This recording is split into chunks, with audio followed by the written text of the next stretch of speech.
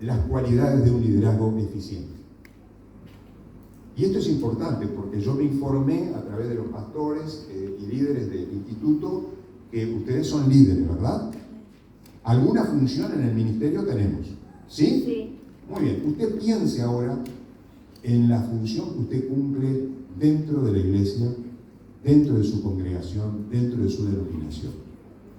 Y vamos a pensar, queridos hermanos y hermanas, en esta mañana, acerca de cómo poder tener un liderazgo más eficiente. Cómo ser personas eficaces y eficientes. A la luz de un ejemplo que quiero compartir con ustedes, que se encuentra en la palabra de Dios, basada en la vida del apóstol Pablo en la iglesia de Efeso. Este pasaje, que se encuentra en Hechos de los Apóstoles en el capítulo 20, desde el versículo 19 al 34, nos da alrededor de 15 cualidades sobresalientes de la vida del apóstol Pablo que son necesarias incorporarlas en nuestro ministerio. ¿Por qué Pablo fue tan eficaz en Efeso? El capítulo 18 del libro de los Hechos dice que hacía Pablo milagros extraordinarios, mejor dicho, Dios hacía milagros extraordinarios a través de Pablo, porque dice que los enfermos, ¿qué traían? Traían sus pañuelos, y solamente con sus pañuelos los enfermos se sanaban. Y fue una iglesia floreciente. Pablo estuvo trabajando allí durante 3 años. Desde el momento que Dios lo llamó para Jerusalén, un día Pablo, estando en Mileto, hizo llamar a los ancianos porque él se despedía de Efeso.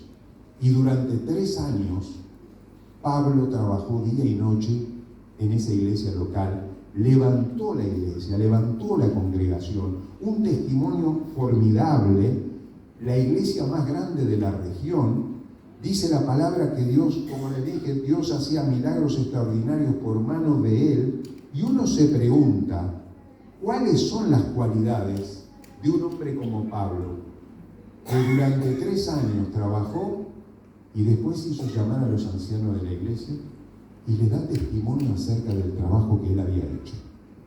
Y a raíz de ese mensaje final, de esa despedida, nosotros en esta mañana vamos a extraer las cualidades de Pablo como líder, para que podamos imitarlo a él en el lugar donde Dios nos ha llamado a cada uno de nosotros. Así que si usted se anima, vamos a ver las cualidades del liderazgo que son eficientes, brillantes en la vida de este hombre de Dios. Ahora, es importante, la función del liderazgo es muy importante. ¿Por qué? Porque donde no hay dirección sabia, el pueblo cae. El pueblo cae, hermanos. Y el pueblo depende de usted. El pueblo depende de su gente depende de usted, de lo que haga o de lo que deje de hacer. Usted se acuerda que Dios tuvo que levantar jueces en la época en que cada uno hacía lo que bien le parecía. Y parece que eso es lo que ocurre hoy en día en muchas iglesias. Cada uno quiere hacer lo que mejor le parece. Y Dios tiene que levantar hombres para que ordenen. Dios tiene que levantar hombres para que juzguen. Dios tiene que levantar hombres para que den palabra. Cuando digo hombres y mujeres, porque no nos olvidamos de Débora en el tiempo de los jueces. Y en ese momento nos damos cuenta que Dios tiene que levantar personas con un buen testimonio para que el pueblo pueda seguir, porque si no el pueblo perece, y perece sin conocimiento, y perece por sus propios pecados cuando no son guiados ordenadamente. ¿Por qué tuvo Pablo un ministerio eficiente y admirable? Dice que de manera que desde Jerusalén y por los alrededores hasta Ilírico, todo lo he llenado con el Evangelio de Cristo. Miren, no es fácil, sin fax, sin aviones, sin computadoras, sin WhatsApp, sin correos electrónicos, recorrer y decir, todo lo he llenado con el Evangelio de Cristo. De manera que desde Ilírico hasta Jerusalén, todo lo he llenado. Qué testimonio precioso, hermano. Pero cuando se concentró en Efeso, ¿Qué características tuvo? Vamos a verlas.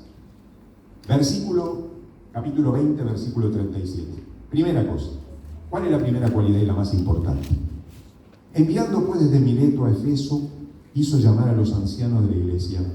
Cuando vinieron a él, les dijo: vosotros sabéis cómo me he comportado entre vosotros todo el tiempo, desde el primer día que entré en Asia. Ustedes son testigos.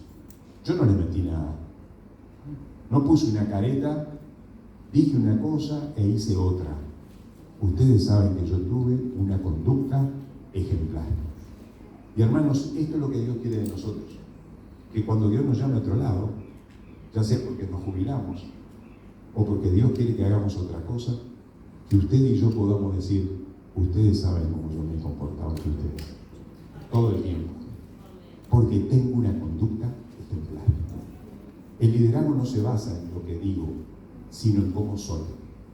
No en lo que tengo, no en mis capacidades, que pueden ser muy extraordinarias, pero si yo borro con el codo lo que escribo con la mano y con mi vida no va a ser fructífera en la iglesia y en cualquier ministerio que pueda dar. Hermano, yo le invito en esta mañana, hermana, yo le invito en esta mañana a que usted y yo tengamos una conducta ejemplar. Ustedes saben que yo puedo decir eso cuando me vaya, porque un día me voy a ir, y lo vamos a ver hoy. La silla no está contratada eternamente en el ministerio que Dios nos dio. Un tiempo, nada más, un tiempo. En ese tiempo seamos ejemplo. ¿Amén? En segundo lugar, Pablo dice algo muy interesante. Se me fue. Ya va a volver. Pablo dice algo muy interesante. Yo fui un ejemplo ¿entre quiénes? Entre vosotros, entre ustedes. Fíjense que un líder, de acuerdo al concepto que Dios tiene para nosotros, es un líder que vive con su gente. Es un líder que está entre su gente y está para su gente. No se cobija detrás de una computadora únicamente, aunque puede tener un ministerio con la computadora. Pero me entienden, ¿verdad? Es un ejemplo entre nosotros. Yo estuve con ustedes. Un verdadero ejemplo para seguir. Mostré una conducta íntegra y transparente. No hay nada que esconder. Yo no tengo una agenda escondida. No tengo otros intereses.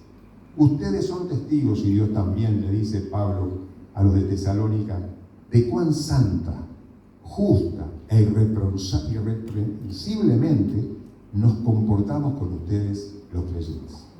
Así que somos llamados a ser ejemplo entre la gente, entre nosotros. En segundo lugar, otra característica de un liderazgo eficiente. Primero, ¿cuál era? Ejemplo. Conducta ejemplar. Ejemplo. En segundo lugar, conciencia de ser un siervo humilde y sacrificado. No somos el mandamás. No somos el sargento de caballería de la Armada. Somos siervos, incluso inútiles. Inútiles. Que a no ser por la gracia de Dios, ¿qué sería de nosotros? Y somos y debemos de ser humildes y sacrificados. Miren lo que dice Pablo. Ustedes saben cómo me he comportado entre ustedes todo el tiempo, desde el primer día que entré en Asia, sirviendo al Señor, ¿cómo? Con toda humildad y con muchas lágrimas y pruebas que me han acechado por las acechanzas, que me han venido por las acechanzas de los judíos. Fíjense en ustedes, aquí Pablo está diciendo, miren que yo estuve entre ustedes sufriendo. No estuve para que me nombren, no estuve para hacerme ver, no estuve para que el domingo salga en el Gallito Luis, en el diario El País o en el Telégrafo. No estuve para eso. Viví entre ustedes en una forma humilde y con muchas lágrimas. Ahora, ¿qué quiere decir la palabra siervo? La palabra siervo tiene tres acepciones. Número uno, el siervo viene de diácono, que es un servidor. Alguien que sirve en la mesa. Y nosotros estamos como alguien que sirve en la mesa. Aunque Dios nos puede llamar y nos puede decir, no, que sirva otro en la mesa, como le dijo a los apóstoles, y nosotros vamos a dedicarnos al ministerio de la palabra, pero entienden la idea, ¿no? Alguien que sirve. A pesar de que no sirve en la mesa, su actitud es una actitud de servicio. En segundo lugar, no solamente es un servidor, también la palabra siervo viene de doulos, que quiere decir esclavo. Alguien que no se pertenece a sí mismo, sino a su dueño. No me pertenezco a mí. Yo no soy el líder, el que tiene aquí los galones, los indicadores de su gran puesto. De ninguna manera. Yo soy entre ustedes esclavo. Y es también, significa la palabra en griego, hiperetes, que tiene un concepto de ser el criado doméstico. Es decir, es la imagen de alguien al lado de su Señor, dispuesto a responder al menor de sus deseos. Alguien que está al lado de su Señor. Somos criados domésticos, que estamos al servicio de ¿quién? Del dueño. Él es el dueño, no somos nosotros. Él es el dueño. Usted es maestra de escuela dominical, no es la dueña de la clase. Es la servidora de la clase. Usted sirve en las mesas en la iglesia, no es la dueña de ese cargo. Se lo dio el Señor para ser servidora, esclava y criada doméstica. Esa es la idea. Mas Jesús, llamándolo, les dijo: ¿sabéis qué? Los que son tenidos por gobernantes de las naciones se enseñorean de ellas. Sus grandes ejercen sobre ellos potestad, pero entre ustedes no será así. El que quiera hacerse grande, que sea vuestro servidor. Y el que de vosotros quiera ser el primero, que sea siervo de todos. Ese es el líder eficiente. Siervo de todos. Para todos. Entre todos. Por todos. Porque el Hijo del Hombre no vino para ser servido, sino para servir y dar su vida en rescate por muchos. Así que es un líder sacrificado, es un líder humilde. ¿Qué significa ser un líder humilde? Porque entre vosotros, durante 3 años, sirvió al Señor con toda humildad, dice Pablo. ¿Y qué significa esto? Bueno, entre otras cosas, es no hacer el trabajo desde un afán de protagonismo, sino desde el servicio, hermanos. No hacemos las cosas para ser protagonistas. Hacemos las cosas para servir a Dios. ¿Amén? El afán de recibir aplausos, que todos nos gustan y muchos anhelamos, es perjudicial para el liderazgo. Porque la bendición va a llegar hasta que deseemos el aplauso, hermanos. Porque cuando deseamos el aplauso, Dios corta. Porque estamos confundidos, ¿no? ¿Qué querés, el aplauso o querés servirme? Y si querés el aplauso, yo te tengo que cortar un poquito para que te des cuenta a quién servís y por quién servís y para quién servís. Así que un líder humilde, como dice Pablo, es alguien que no tiene que hacer nada por contienda o por vanagloria. Antes bien con humildad, estimando a los demás como superiores a él mismo, no mirando cada uno por lo suyo propio, sino también por lo de los otros. Humildad, dijo Rick Warren, no es pensar menos de usted, porque a veces decimos soy humilde, claro, más que humilde me siento inferior a otros. Eso no es bueno. Ser humilde no es pensar menos en mí, no es pensar menos de usted, es pensar menos en nosotros. ¿Se entiende la diferencia? ¿Sí? No es pensar menos de mí, pensar menos en mí. Cuando yo pienso menos en mí, cuando me preocupo menos en mí, cuando algo me va a dar vergüenza y yo digo, no, mejor no me meto porque me va a dar vergüenza. Estoy pensando en mí. Y la vergüenza es fruto del orgullo. No es fruto de sentirse poco. Por eso muchos estudiosos dicen que las personas tímidas son más orgullosas. Porque esa timidez hace una barrera de protección para que no me queme, como dicen los jóvenes, ¿no? Para que no me queme. Porque quemarme me da mucho orgullo, quemarme me da mucha tristeza, porque fractura mi yo. Humildad no es pensar menos en usted.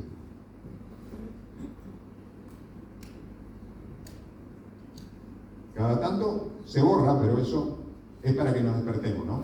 Nada más que para eso.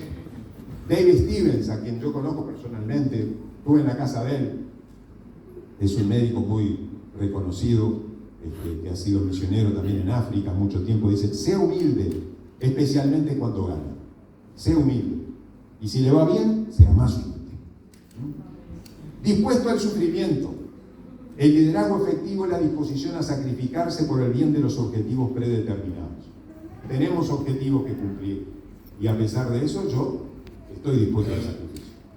Pablo quería levantar, ¿qué? Una congregación. Y lo hizo.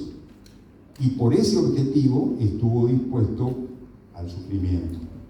Un líder es servicial. Servicial, humilde. La mejor manera de saber si alguien es un líder de servicio es observarlo cómo reacciona cuando es tratado como sirviente. La mejor manera de saber si alguien es un líder de servicio es observando cómo reacciona cuando es tratado como sirviente.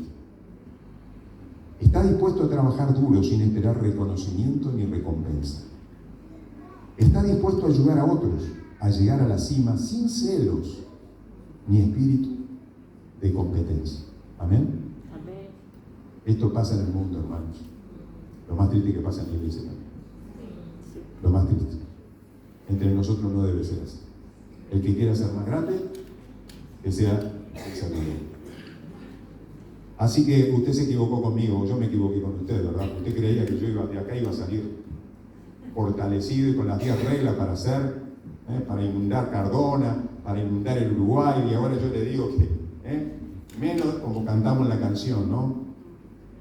Quiero más de ti, Señor, y menos de mí, y menos de mí. Ese es el liderazgo eficiente. Ahí es cuando Dios lo puede utilizar. ¿Por qué utilizó a Moisés después de 40 años en el desierto? Dígame por qué. Y porque dijo, llegó al convencimiento: yo no sirvo para nada, ni sé hablar. 40 años atrás mató a un egipcio. Porque esto, tengo que ser justo, porque Dios me llamó a esto. Pero los demás no lo entendieron así. Tuvieron que pasar 40 años de desierto para que aprendiera esta lección. Ahora sí, Moisés, vení que te quiero. Ahora que sos tartamudo, ahora que no sabes hablar, ahora que me estás insistiendo que tenés que tener a otro que te dé la palabra, ahora servís. Vení que hay un testimonio, la llama está ardiendo. Y eso es porque Dios, yo te estoy llamando. Espero en el Señor Jesús enviaros pronto a Timoteo. Miren el ejemplo de Timoteo. Qué interesante, ¿no? El joven Timoteo, a quien Dios estaba preparándolo a través del apóstol Pablo, que yo también dice, miren lo que dice Pablo: pronto a Timoteo, para que yo también esté de buen ánimo al saber de vuestro estado. Porque Pablo aquí está preso, ¿verdad? Y quiere saber cómo está la iglesia. Dice: a ninguno tengo del mismo ánimo, y que tan sinceramente se interese por vosotros. ¿Por qué? No tengo a nadie, dice Pablo. No puedo enviar a nadie. Solamente a quién? A Timoteo. ¿Y qué tenés, Timoteo? Que Pablo te eligió. Bueno, Timoteo tiene una buena cualidad. Porque todos los demás buscan lo suyo propio, no lo que es de Cristo Jesús. Y el ejemplo de Timoteo es un ejemplo para nosotros. ¿Por qué es eficiente Timoteo? Este joven que Pablo le tiene que decir: mirá, no tengas espíritu de cobardía, tenés espíritu de poder, de amor, de dominio propio, no te avergüences de mí, no te avergüences de dar testimonio, Dios está contigo. ¿Y por qué le dice eso? A pesar de su timidez, seguramente, era un muchacho joven, a pesar de eso, Pablo se dio cuenta, tuvo discernimiento. Este muchacho sirve porque todos los demás buscan lo suyo propio, no lo que es de Cristo Jesús. Y cuando buscamos lo de Cristo Jesús, en la práctica y en la realidad de nuestra vida, Dios nos va a utilizar. Los líderes se van a dar cuenta. Porque a los líderes, los que están como cabeza, los que Dios puso como autoridad, Dios le da discernimiento. Dios le da discernimiento.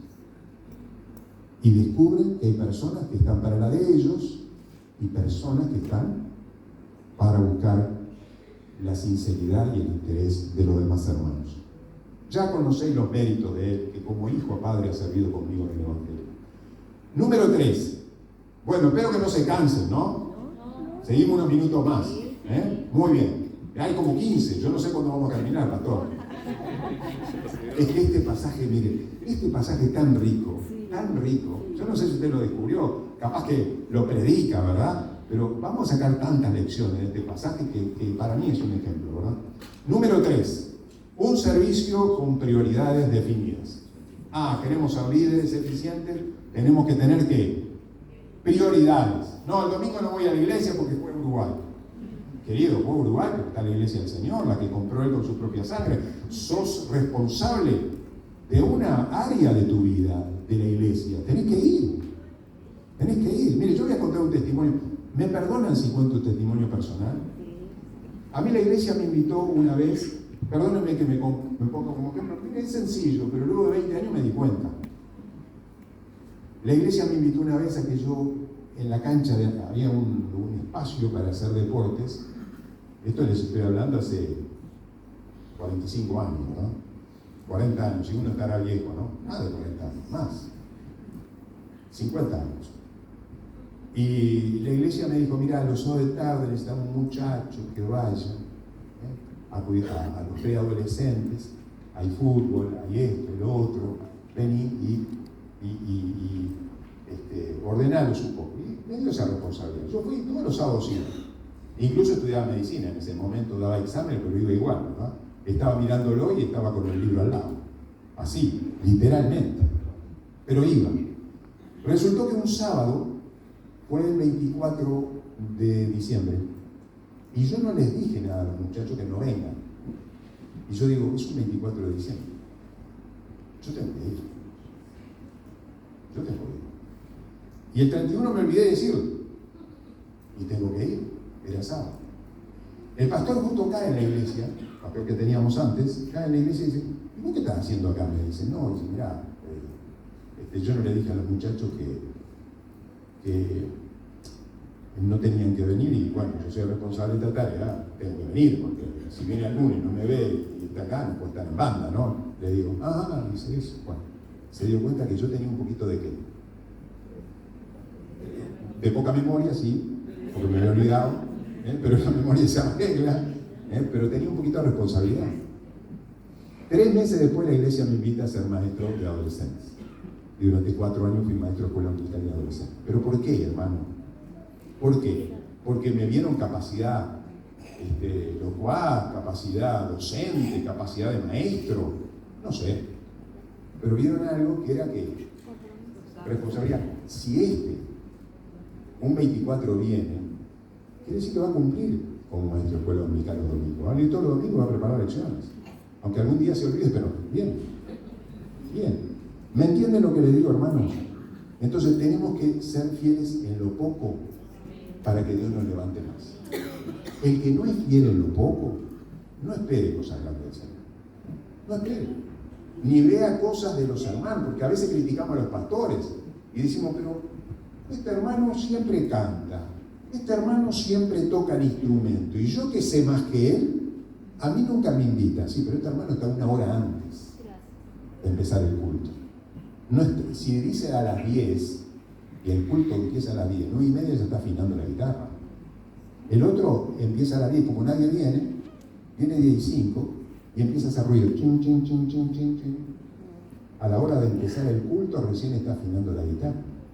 Entonces, ¿a quién invita usted, dígame? ¿A quién? Usted como pastor, ¿a quién pone? ¿Al que viene media hora antes? ¿O al que nervioso el pastor que tiene que empezar y todavía no llegó el músico?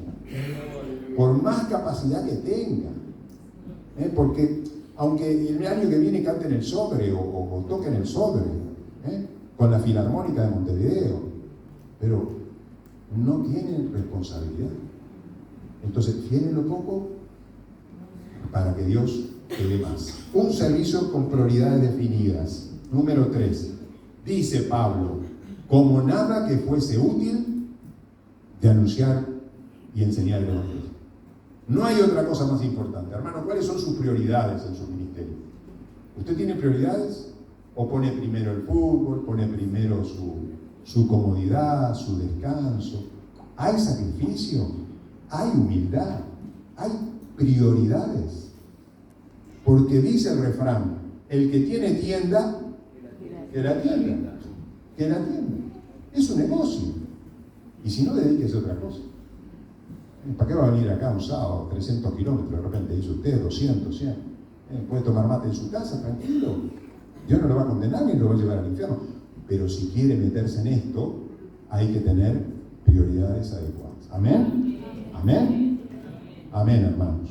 Número 3. Pablo tuvo un objetivo claro. Sabía claramente lo que tenía que hacer. Su prioridad fue el ministerio. Se concentró en cumplir su llamado. No tuvo otra función o trabajo más importante. No se entretuvo en lo secundario. La clave no es dar prioridad a lo que está en su agenda, sino de agendar sus prioridades. ¿Me explico? Covey, este famoso, este tipo es famoso en administración y en planificación estratégica. La clave no es dar prioridad a lo que está en su agenda, sino de agendar sus prioridades. Lo más importante es mantener lo más importante como lo más importante. Repito este concepto. Lo más importante es mantener lo más importante como lo más importante.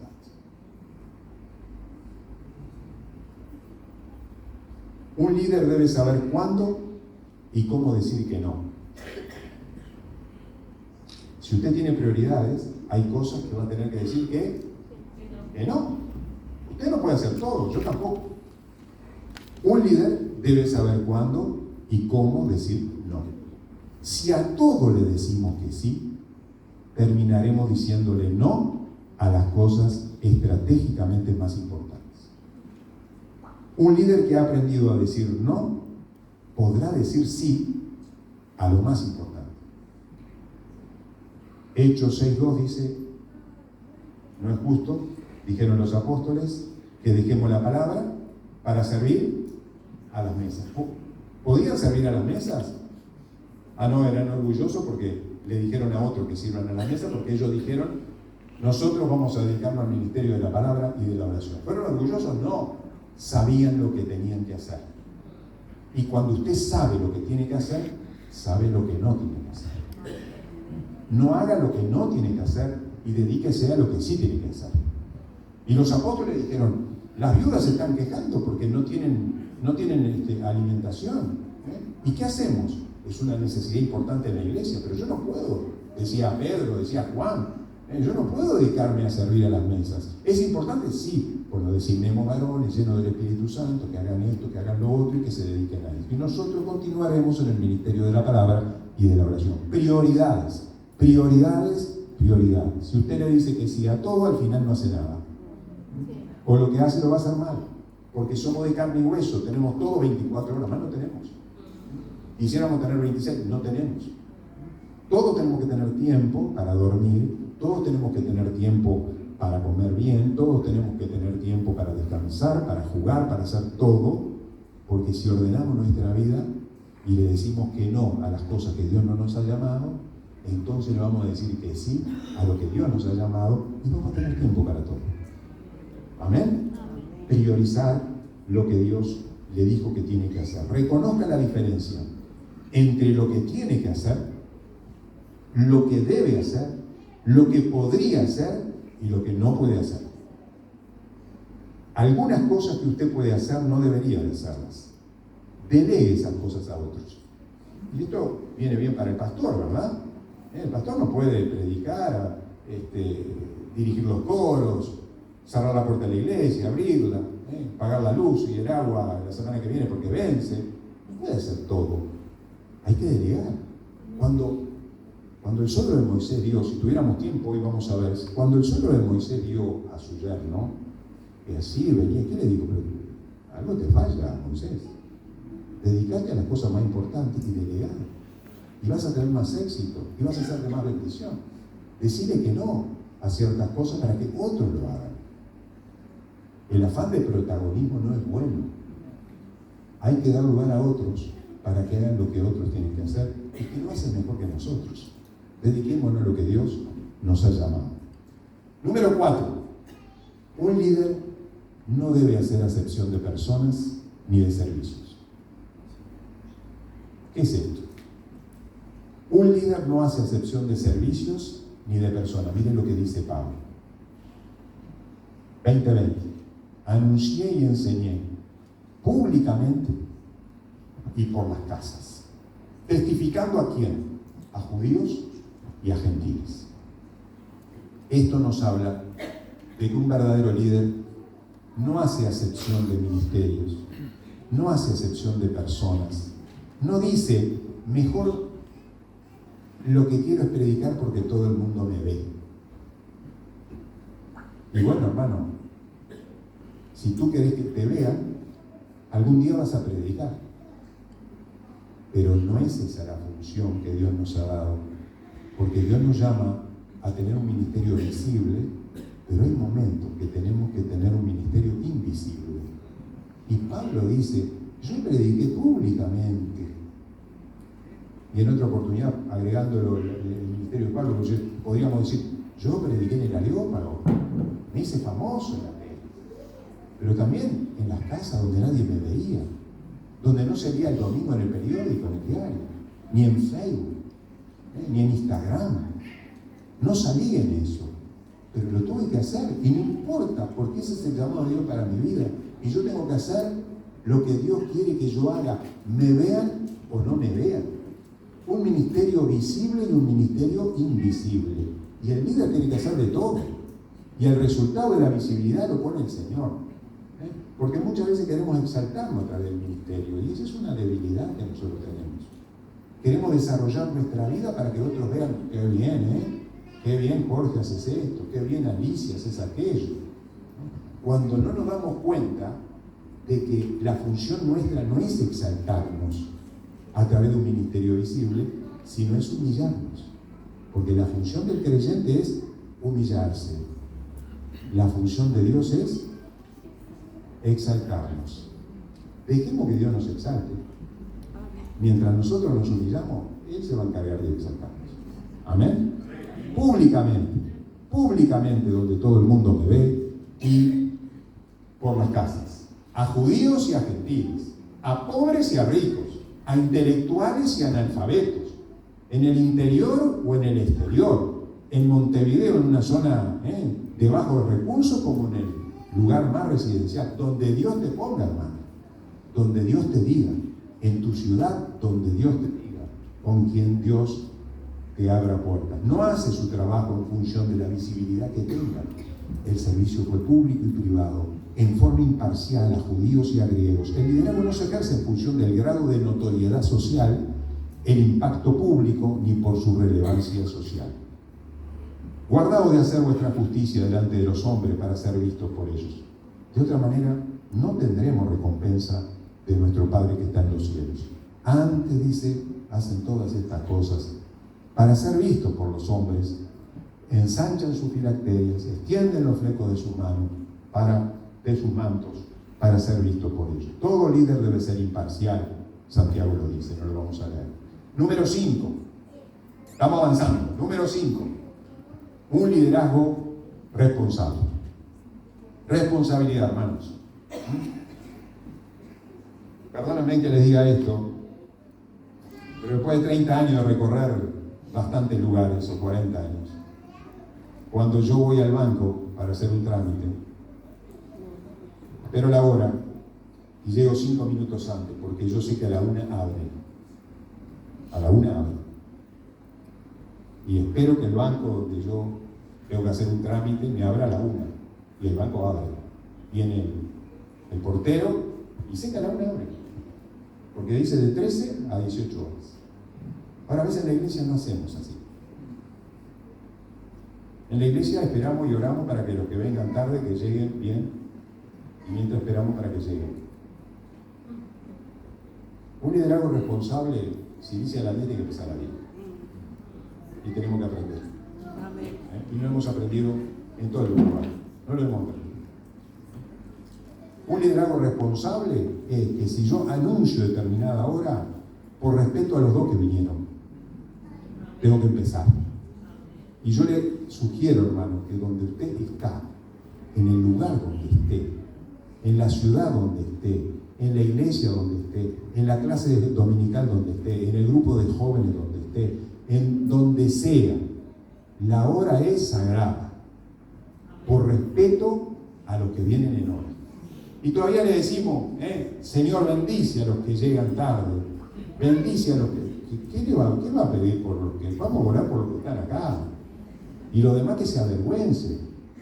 Porque si yo sé que el culto comienza a 10 y se anuncia a las 10 y empieza a 10 y cuarto, yo llego a 10 y 20. Total, si no empezó.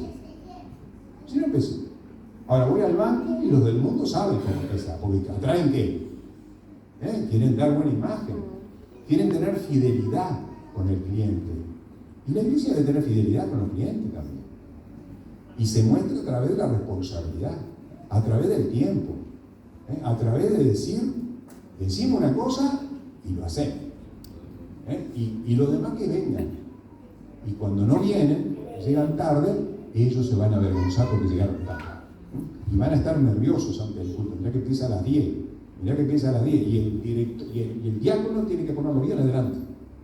No tiene que dejar atrás. Atrás no. Bien adelante para que se avergüence que llegó 10 minutos más tarde. Eso es nuestra iglesia. Eso es lo que tenemos que hacer, hermanos. Y el liderazgo comienza por ese lado, por un liderazgo responsable. Yo sé que toda casualidad es coincidencia, ¿verdad? Porque no lo conozco. Es coincidencia. Yo estoy hablando de lo mío. Estoy hablando de lo que era mi iglesia, porque nosotros éramos así también. Hace 40, 50 años éramos así. Vino un pastor y dijo, acá se termina todo. Cuando decimos 9:30, son 9:29, 45 segundos, y el pastor se está levantando. Y empezó el culto. Y si no está el organista, porque en ese tiempo había órgano, si no estaba el organista, empezaba igual.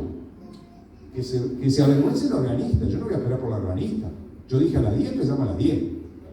Y eso es responsabilidad. Y Dios bendice eso. Dios va a bendecir eso. No le quepa duda, porque no nos guiamos por lo que hace la gente que llega tarde, sino por la responsabilidad que yo tengo de hacer y cumplir con la responsabilidad que yo dije. El culto empieza a las 9:30. Empezamos a las 9:30. El culto empieza a las 11. Empezamos a las 11. Un liderazgo responsable. Yo les protesto en el día de hoy que estoy limpio de la sangre de todos. Yo no he reunido de anunciaros todo el consejo de Dios. Todo, no prediqué solamente lo que me gusta, no prediqué solamente los versículos bíblicos favoritos de mi vida, todo el consejo de Dios. Pablo cumplió su ministerio, fue responsable y al final pudo decir, he peleado la buena batalla, por supuesto. Un liderazgo responsable que no rehúsa su función. 6. Vamos avanzando. 6. Es intrépido y valiente. Intrépido y valiente. Hermanos, tenemos que tener esta dosis. Dice la palabra que el reino de los cielos es de los valientes. Y los valientes lo agarran, lo arrebatan.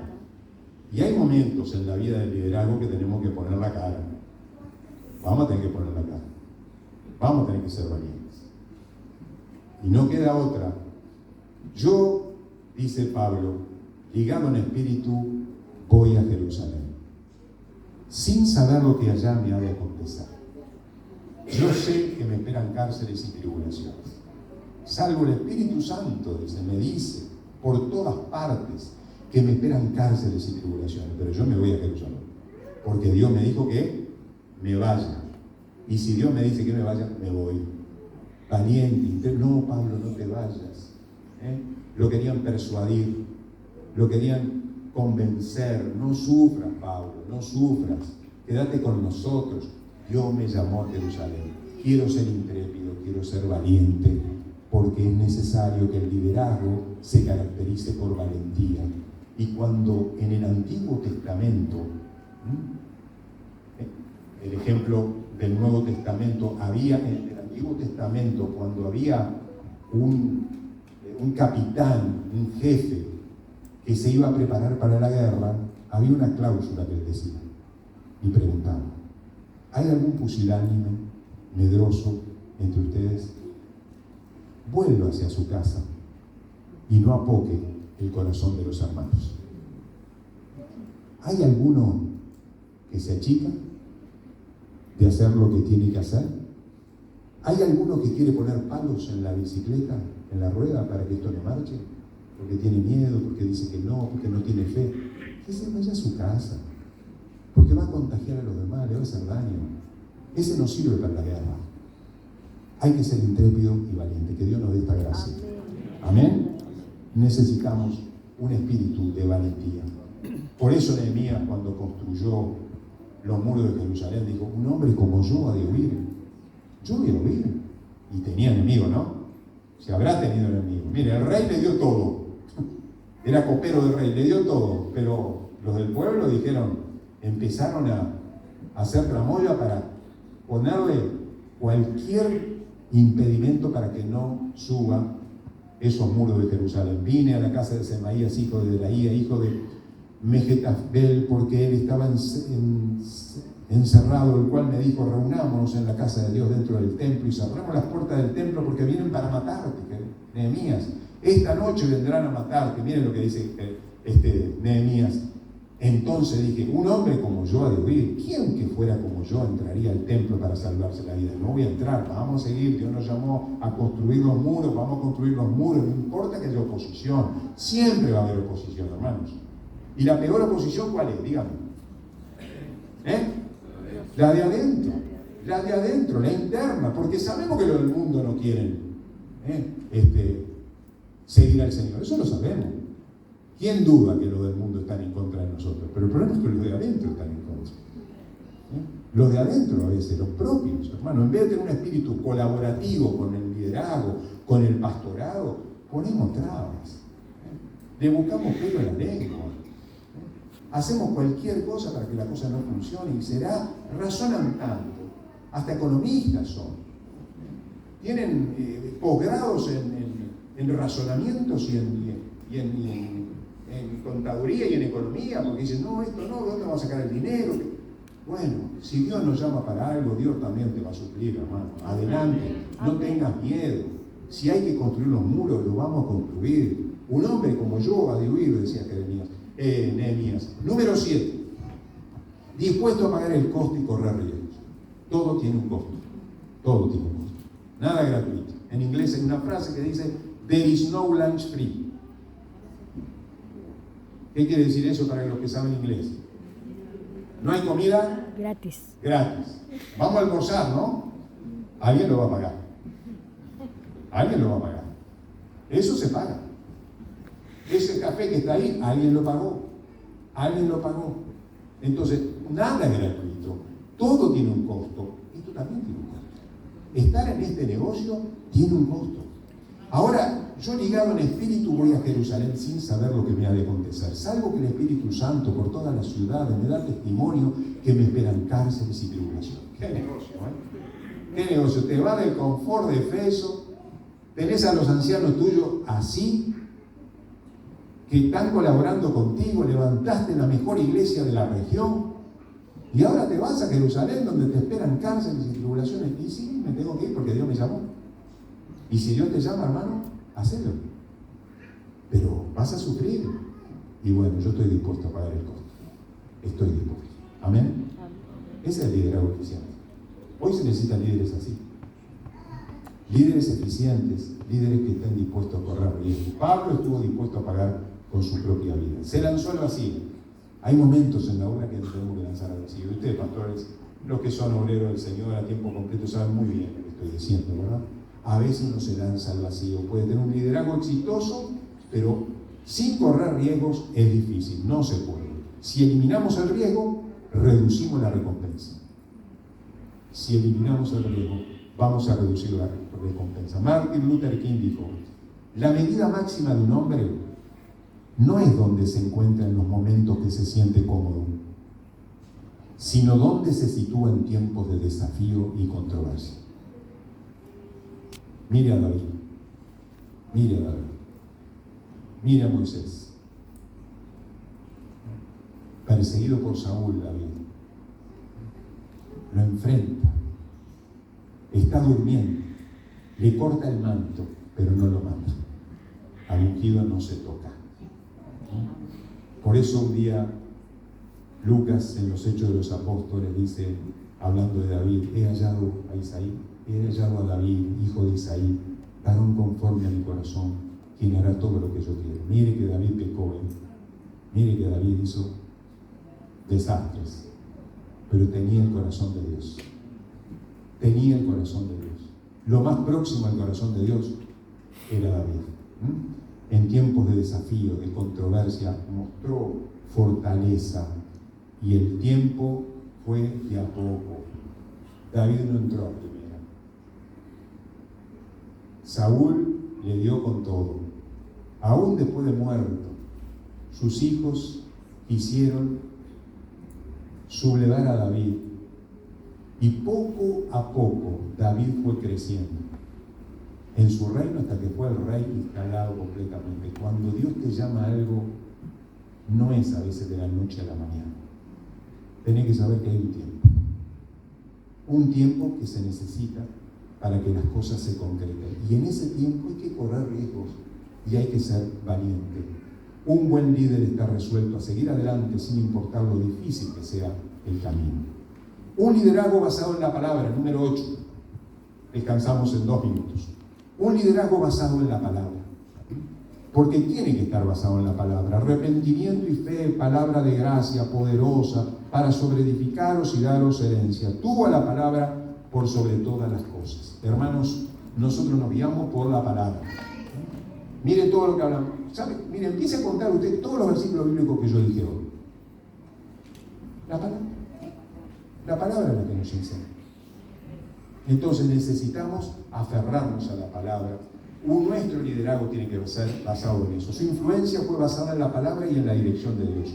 Un líder es quien influye en un grupo específico de personas que se mueven en una dirección dada por Dios. Mire, lo voy a leer de nuevo esto. Un líder es quien influye en un grupo específico de personas que se mueven en una dirección dada por Dios al líder. Termino con este ejemplo. Tenemos que seguir el liderazgo, hermanos. Tenemos que seguir. A no menos que Dios le diga otra cosa específica para usted. Lo habitual es que sigamos el liderazgo. Mire, cuando Hechos de los Apóstoles, cuando en los Hechos Pablo está relatando del llamado del varón macedónico, Lucas es muy claro, pero clarísimo. Mire lo que dice Lucas. Cuando Pablo vio la visión, porque tuvo una visión de noche, iba a ir a un lugar y Dios le dijo, no, a ese lugar no. Cuando, dice Lucas, cuando Pablo vio la visión, enseguida procuramos partir para Macedonia, dando por cierto que él nos llamaba para que les anunciásemos el Evangelio. Lucas escribe que estaba con Pablo, pero Lucas no recibió el llamado macedónico. Lucas no se dio cuenta de lo que Pablo tenía. Fue Pablo el que recibió la visión. Y en la iglesia no todos reciben la visión. Hay uno que la recibe, Dios se la da, y los demás continuamos con la visión y apoyamos la visión. A no menos que Dios a usted específicamente le indique otra cosa. A no menos que Dios le indique otra cosa, tenemos que ser como Lucas.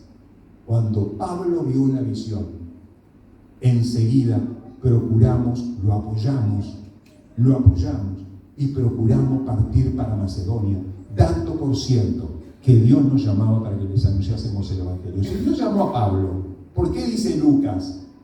Dando por cierto, porque yo creo en lo que dice Pablo. Porque Pablo vio la visión. Y yo, no es que siga a Pablo, sigo al Señor, decía Lucas, pero estoy en el equipo.